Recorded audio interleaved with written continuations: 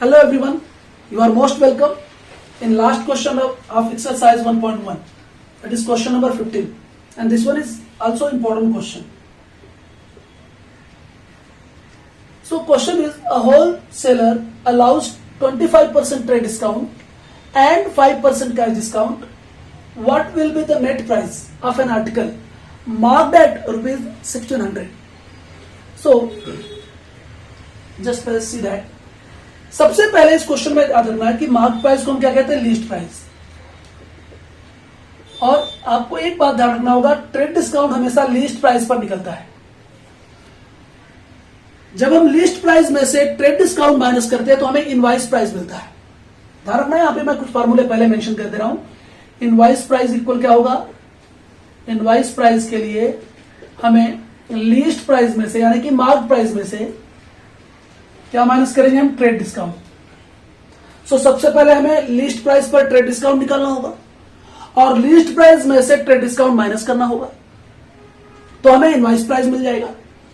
जब हमें invoice price मिल जाएगा तो इनवॉइस प्राइस पर क्या निकालते हैं, कैश डिस्काउंट। आपको इस बात को ध्यान रखना, मैं यहां पे लिख देता हूं यहां पर फॉर्मूले में कि ट्रेड डिस्काउंट किस पर निकालते हैं, trade discount is always calculated on trade on invoice mark price और लिस्ट प्राइस। तो याद रखना, लिस्ट प्राइस या मार्क प्राइस पर ही ट्रेड डिस्काउंट निकालते हैं। ट्रेड डिस्काउंट निकलने के बाद हम क्या करते हैं, इनवॉइस प्राइस निकालते हैं और इनवॉइस प्राइस के लिए क्या करते हैं, हमें मार्क प्राइस या लिस्ट प्राइस में से ट्रेड डिस्काउंट माइनस कर देते हैं। इसके बाद जो कैश डिस्काउंट होता है, cash discount is always calculated on invoice price. So ये बातों को ध्यान में रख के क्वेश्चन करेंगे तो आपको हमेशा दिमाग में रहेगा, अदरवाइज आप भूल सकते हैं।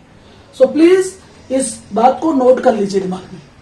अगर इस क्वेश्चन को समझना है तो ये बात आपको हमेशा याद रहनी चाहिए। तो सिंपली आते हैं, हमें आपको मार्क प्राइस दिया, दैट इज लिस्ट प्राइस। तो marked price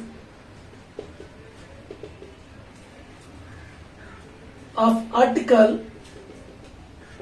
that is least price is rupees 1600।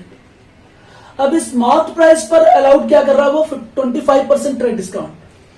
तो trade discount is equals to 25% off list price या marked price. 25/100 into list price या मार्क्ड प्राइस कितना दिया है, 1600। तो 0 से 0 कैंसिल, 25 इंटू 16 आप मल्टीप्लाई कीजिए, 400 आएगा। तो ये हमारा ट्रेड डिस्काउंट आ गया। अब हमारा ट्रेड डिस्काउंट हमें मिल गया तो हम क्या निकालेंगे, invoice price. So invoice price is equals to list price minus trade discount.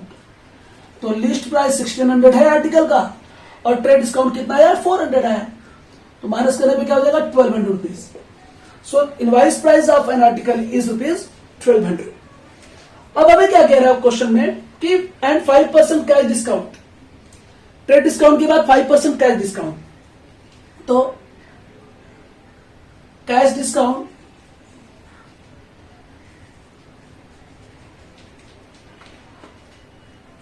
%5 cash discount is allowed.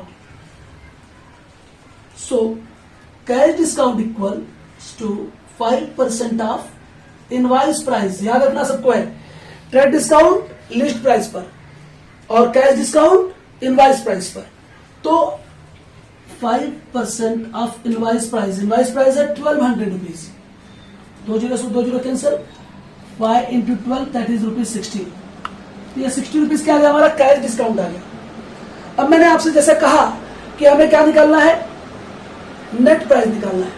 तो नेट प्राइस के लिए क्या करेंगे हम, मेरा यहां पर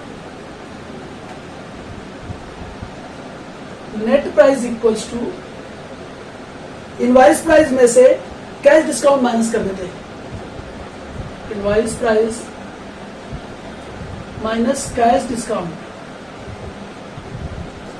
तो इनवॉइस प्राइस हमारा कितना है, 1200 रुपीज आई है, ये देखिए, और हमारा कैश डिस्काउंट है रुपीज 60 रुपीज माइनस कर दोगे तो 1140 रुपीज क्या आ गया, ये आपका net price of an article.